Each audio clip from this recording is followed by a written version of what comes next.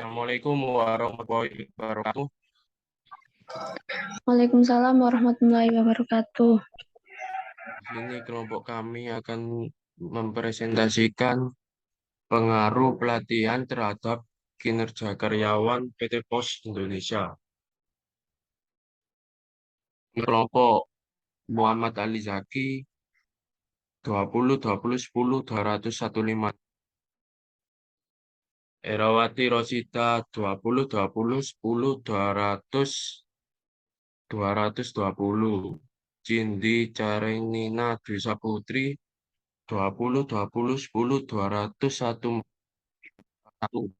Buat latar belakang kinerja karyawan utama yang dilihat perusahaan ketika mengevaluasi dan mengevaluasi pekerjaan.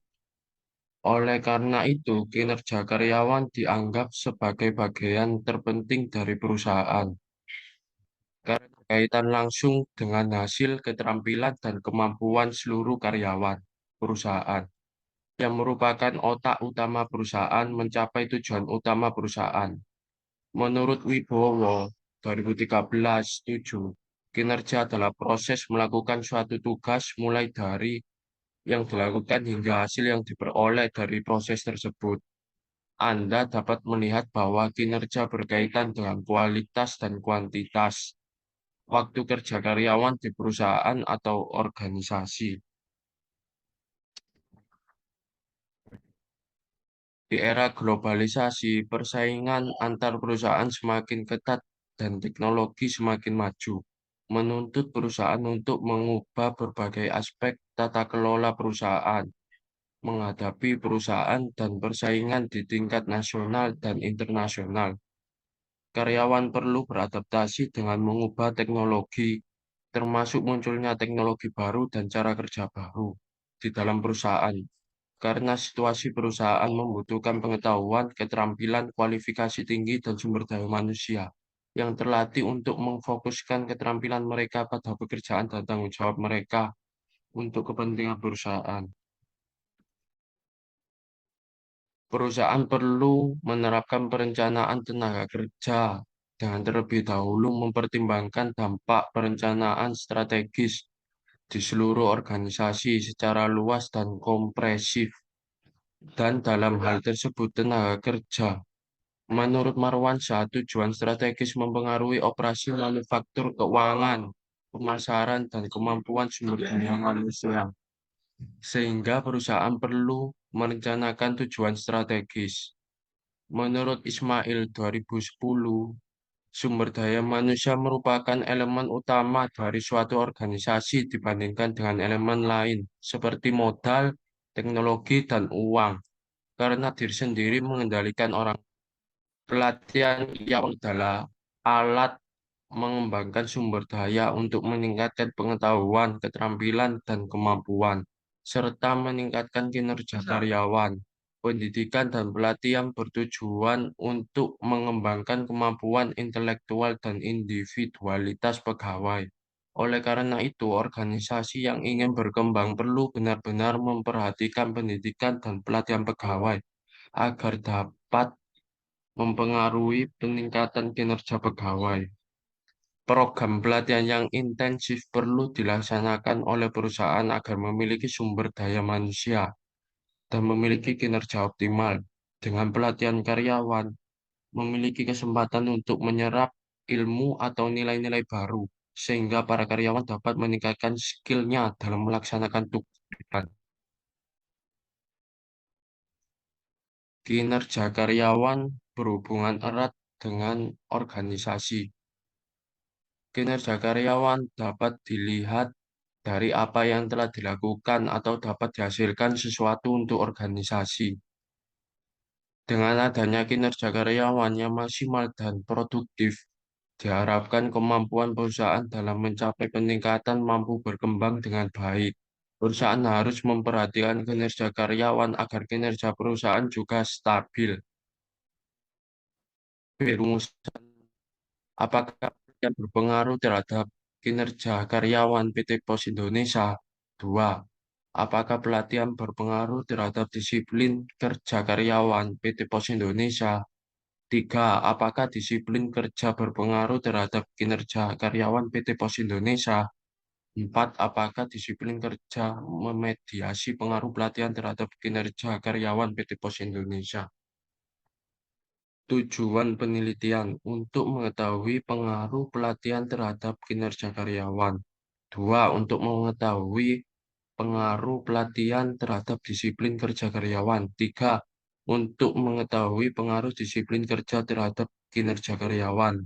4. Untuk mengetahui pengaruh motivasi terhadap kinerja karyawan yang dimediasi oleh disiplin kerja. Manfaat penelitian.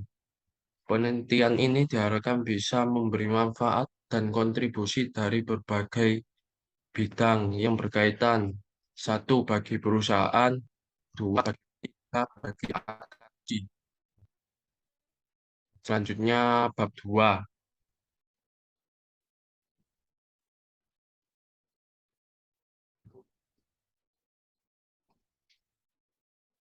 Bab 2 dijelaskan oleh Hera.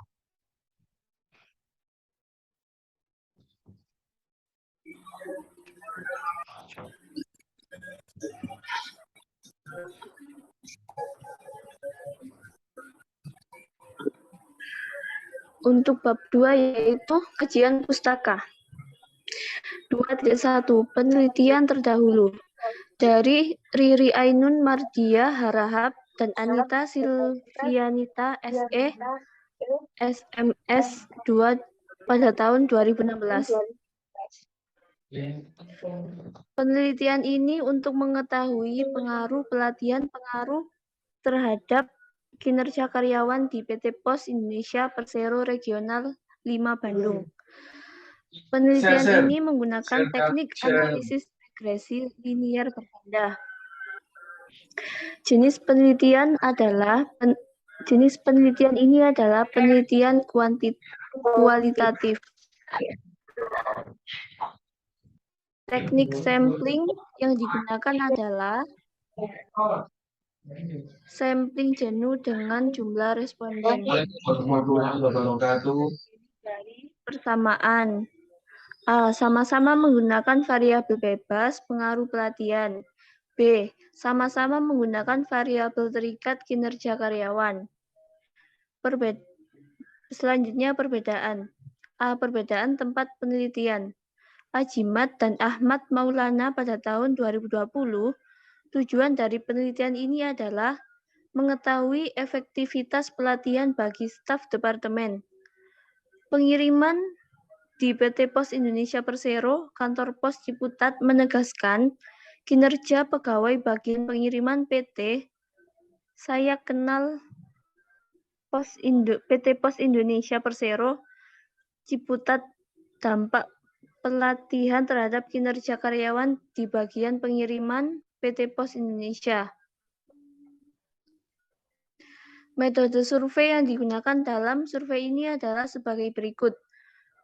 Pendekatan kuantitatif asosiasi, metode pengumpulan data dalam penelitian ini menggunakan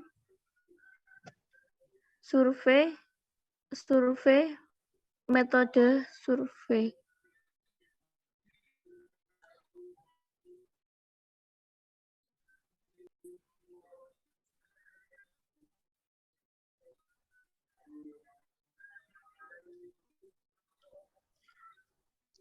Coba langsung ke halaman berikutnya, Zaki.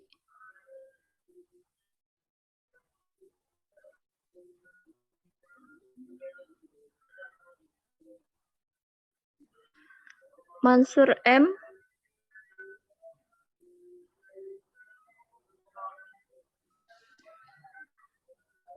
Dua landasan teoritis. Yang pertama, pengertian sumber daya manusia.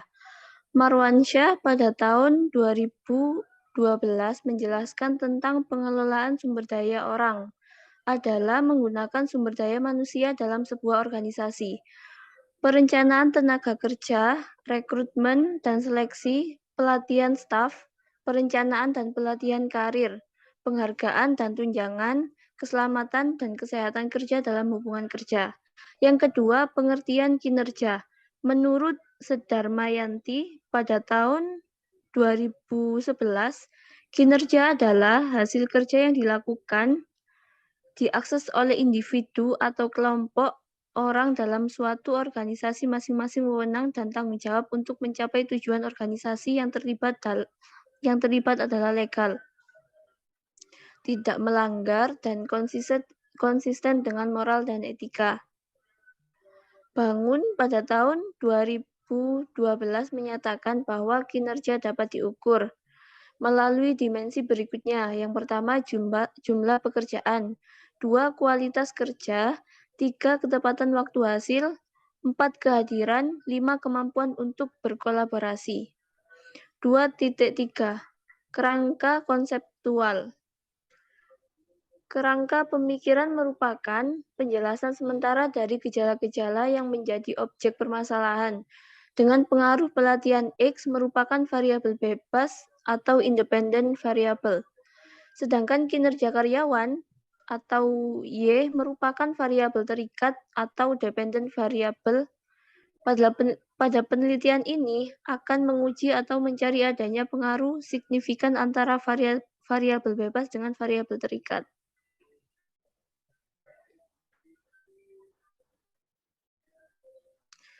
Dan yang terakhir yaitu 2.4 hipotesis. Dalam penelitian ini diajukan sebagai hipotesis sebagai jawaban sementara terhadap permasalahan yang telah dikemukakan. Adapun hipotesis yang diajukan dalam penelitian ini untuk memecahkan permasalahan penelitian ini, penulis telah merumuskan hipotesis dalam penelitian sebagai berikut. H1 sama dengan pengaruh pelatihan atau X secara langsung berpengaruh positif terhadap kinerja karyawan atau Y.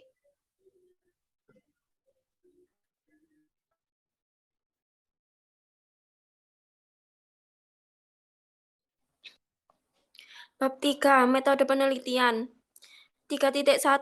Metode penelitian kualitatif.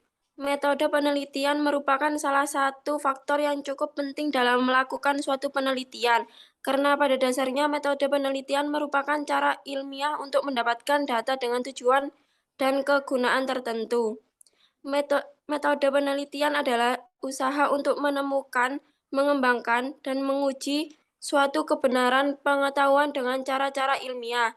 Oleh karena itu, metode yang digunakan dalam suatu penelitian harus tepat. 3.2. Lokasi penelitian. Lokasi penelitian adalah lokasi di mana penelitian akan digunakan untuk memperoleh data atau informasi yang berkaitan dengan permasalahan atau fokus penelitian.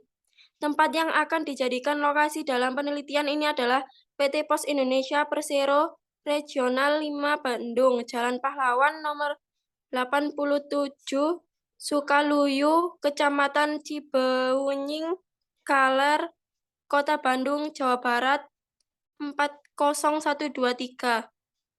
3.4. Definisi konseptual, operasional, dan identifikasi variabel dan indikator variabel.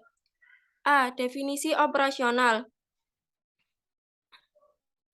Variabel merupakan atribut dari bidang keilmuan atau kegiatan tertentu. Definisi operasional variabel berguna untuk peneliti melakukan observasi atau pengukuran secara cermat dalam memahami suatu variabel yang akan diteliti dengan menggunakan parameter yang jelas, yang kemudian akan dituangkan dalam suatu kuesioner penelitian yang akan diuji hipotesisnya dalam penelitian.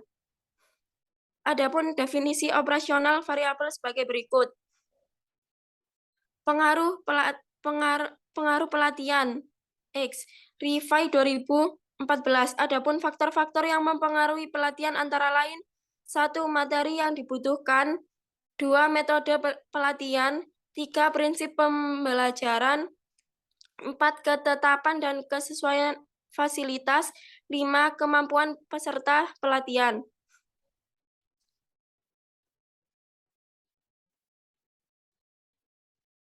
Indikator dalam variabel ini yaitu A. Pengembangan, B. Pengetahuan, C. Keterampilan, D. Kemampuan, E.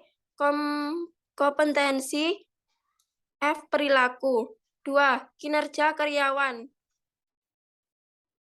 Adapun indikator menurut Sedarmayanti 2011 yakni A. Penerangan atau cahaya di tempat kerja, B. Sirkulasi udara di tempat kerja, C. Kebisingan di tempat kerja, D. Bau tidak sedap di tempat kerja, E. Keamanan di tempat kerja. 4. Kinerja karyawan. Kinerja adalah suatu hasil kerja yang dicapai oleh seorang pegawai sesuai dengan standar dan kriteria yang telah ditetapkan dalam kurun waktu tertentu. B. Identifikasi variabel.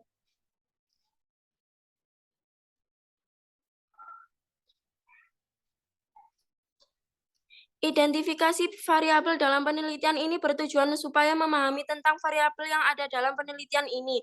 Menurut Sugiono 2010, variabel adalah segala sesuatu yang berbentuk apa saja yang ditetapkan oleh peneliti untuk dipelajari sehingga diperoleh suatu informasi tentang hal tersebut. Kemudian ditarik kesimpulannya.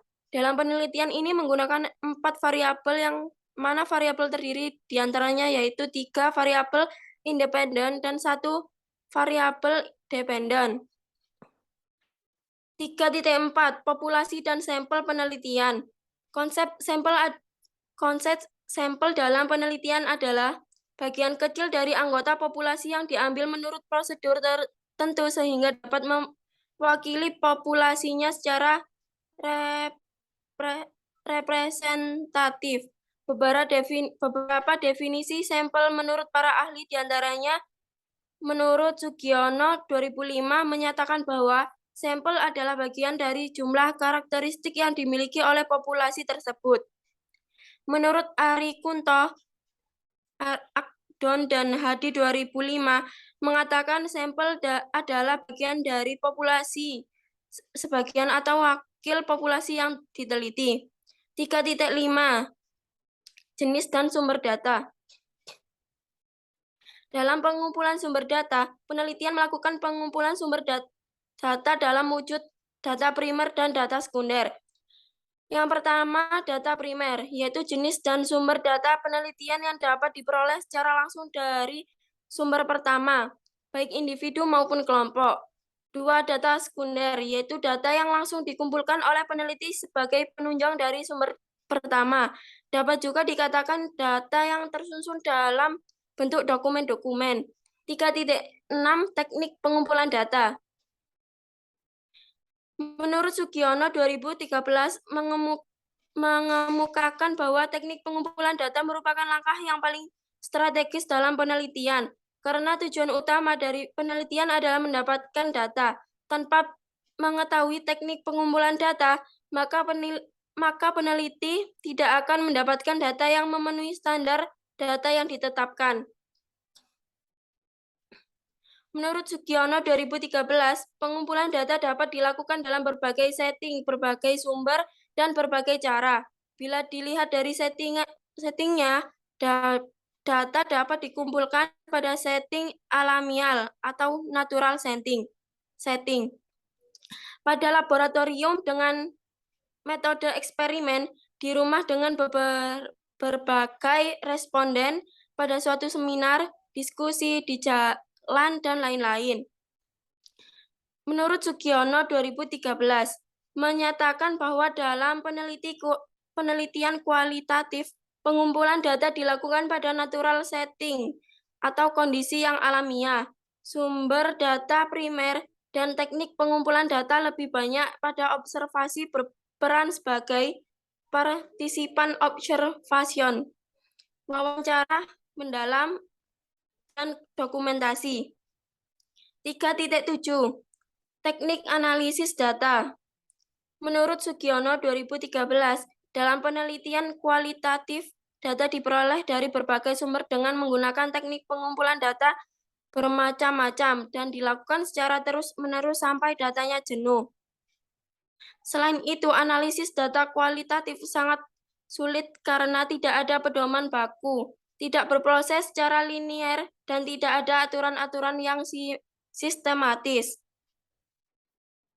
Analisis data kualitatif sudah dimulai saat peneliti mulai mengumpulkan data dengan cara memilah mana data yang sesungguhnya penting atau tidak. Ukuran penting atau tidaknya mengacu pada kontribusi data tersebut pada upaya menjawab fokus penelitian.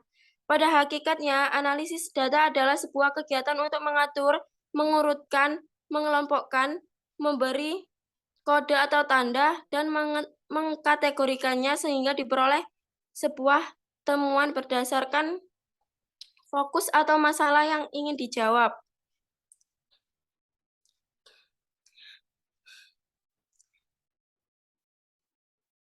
Miles dan Huberman Sugiono 2013 mengemukakan bahwa aktivitas analisis data kualitatif dilakukan secara interaktif dan berlangsung secara terus-menerus sampai tuntas, sehingga data-datanya sudah jenuh. Aktivitas dalam analisis data, yaitu data reduction, data display, dan conclusion drawing atau verification.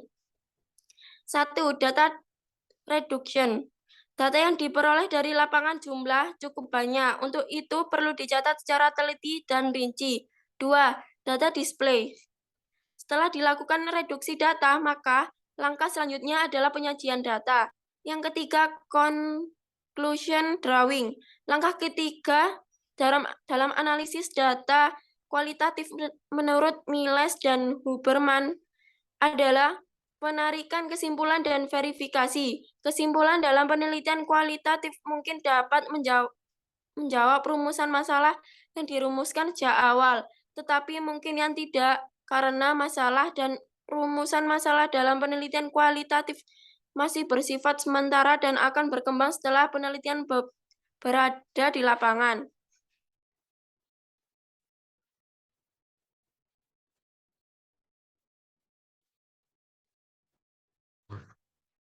Sekian dari kelompok kami. Bila ada salah kata, saya mohon maaf. Assalamualaikum warahmatullahi wabarakatuh. Waalaikumsalam. Waalaikumsalam warahmatullahi wabarakatuh.